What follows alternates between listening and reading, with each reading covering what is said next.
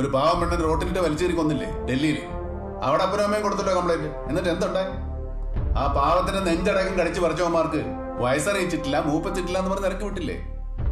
അപ്പൊ പിന്നെ സാറ് പറഞ്ഞ പോലെ ഈ പണിക്ക് നടക്കുന്നവള് സർക്കിൾ ഇൻസ്പെക്ടറുടെ പേരിൽ ഒരു പരാതിയായിട്ട് എന്ന അവളുടെ എവിടെയൊക്കെ വലിച്ചു കീറും.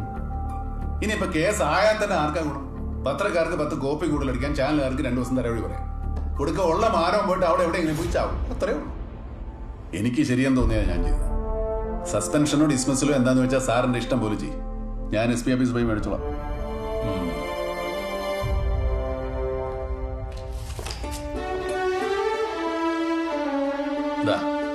ആദ്യത്തെ കുറി നിനക്കിരിക്കട്ടെ. ആദ്യത്തെ കുറി എനിക്ക് നേരത്തെ കിട്ടി. ഞാൻ പുറത്തു വെച്ച് കണ്ടായിരുന്നവരെ. ആഹാ, നന്നായി സാർ. നടക്കേണ്ട പ്രായത്തിൽ നടന്നു.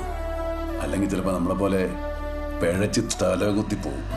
അതല്ലടാ, ഒന്നല്ലേ ഉള്ളൂ. പിന്നെ അമ്മയില്ലാതെ വളർന്നതുമല്ലേ.